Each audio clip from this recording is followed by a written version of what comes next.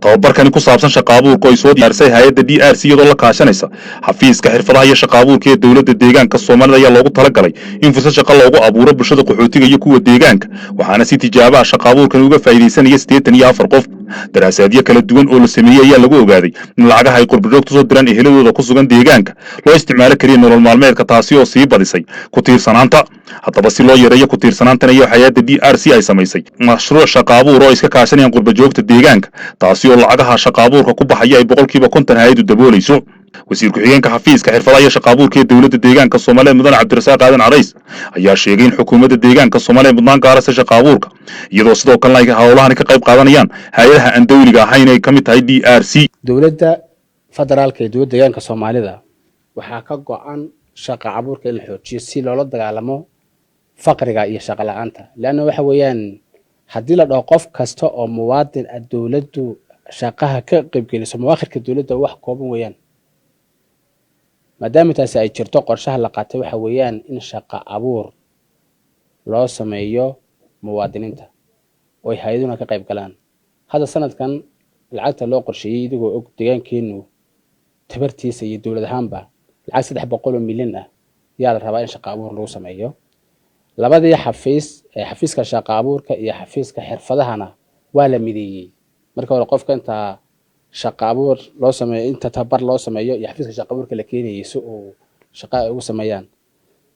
si marka ay shaqadii u ahaato shaqo miisaaman oo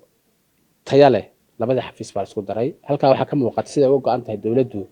in shaqo abuurka la sameeyo hay'aduhuna sidoo kale ay u garbadaan oo hadda maalmahan waxaan bilaabi doonaa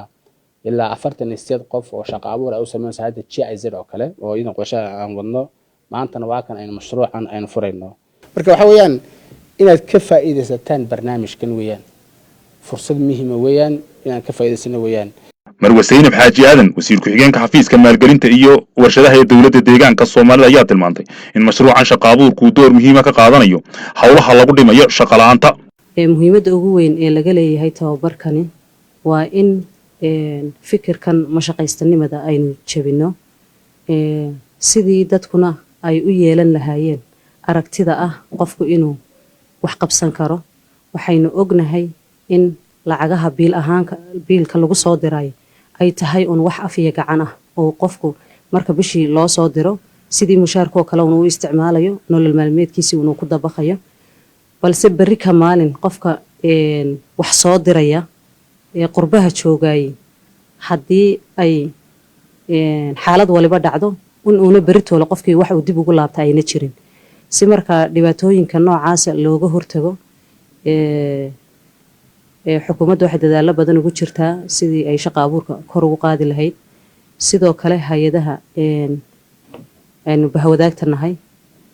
ee aan dawliga ahayna iyaga laftoodu kaalintooda inay muujiyaan waxa kow ka ah hawshan maanta ay hay'adan gacanta ku hayso taas oo ay maalgelinayso European Unionka ay maalgelinayaan halka ay ka fulinayaan hay'adan DRC maanta ay fulinayso ahmiyadda ugu weyn ee ugu ballaaran aynu ka leenahayna waa in qofkiina culayska uu ka haro qofkii lacagaha soo dirayay bil walba wax soo dirayay si uu uga nasto culayskii faraha badnaayay saarnaa haddii ay shaqadiisu mid joogtaa tahay haddii mid kala go'a tahayba culayskiisi uu uga fududaado halka ay hay'aduna ay culayska saarayso inay 50% ay ka fargarayso ama ay daboosho baahida ah in qofkii uu shaqo bilaabo wixii uu ku bilaabi lahaa Cabdirashiid Maxamed Qolambi oo ka socda hay'adda DRC ayaa ka warbixiyay ujeedada mashruucani mashruucan hadda maanta halkan qaybta shaqo abuurka aan ugu shaqeynayno diaspora engagement baa la yiraahdaa in la gaaro bulshada maxaa la yiraahdaa qurbo joogta ee deegaanka u dhalatay ee ku nool wadamada daafiisa si loogu soo jiito horumarka deegaanka ka socda sidoo kale markaas ay ka qayb qaataan qaybaha shaqo abuurka marka qaybtaas saddexaad ee diaspora engagement-iska ayaan maanta halkan mashruucan laga daafuraya mashruuca halkan maanta markaas la furaya wuxuu ahaa 84 qof oo shaqo abuur loo sameynayo 84 qof oo ka kala socda oo bare qabri bayax iyo sheedheer iyo soo kala jigjiga marka meelaha ugu kala ka furmaya si meel halkan waa 16 qof oo ka socda jigjiga sidoo kale wuxuu ka furan yahay qabri bayax uu ka furmaya qof wax markuu dhamaadana oo bare iyo sheedheer baa sidoo kale ku xigi doonta marka muhiimadda ugu muhiimsan ee laga leeyahay waxa weeyaan in inta badan dadka qurba joogtii waxbay soo diraan, dadkeena qurba joogta qurbaha ku nool waxbay soo diraan, dadka halkan joogana way isticmaalaan. taasi inta badan looguma faa'iideysto qaab productive oo qofku dadka business u samaystaan oo ay ku noolaadaan in noloshooda ku dabaraan qorshe ay ku samaystaan. waxay noqotaa culays saaran ka qurbaha jooga ee soo diraya iyo sidoo kale kan sii jooga ee halkan joogaana sidoo kale u isticmaalaan. marka labaduba si uu kaasina u nasto kana shaqo abuur u samaysto ayaa loogu talagalay in aan sidaas sameeyno. marka daraasaad baan sameynay waxaan ogaanay in laba meelood ugu muhiimsan ay maxalli qurba joogta uga faa'iideyso. mid waa inay shaqo abuur weyn sameeyaan oo company waaweyn ay sameeyaan. hoteeladan hadda aan joogno waa inta badan waxa sameeyay waa qurba joog. markaas waa mid ka labaadna waxa weeyaan ka dadku ay inta badan dadkeena qurbaha jooga ay u soo diraan dadkooda ay gacanta ku hayaan. marka kaas labaad ee dadka lacagta soo diraya ayaa rabnaa in qaab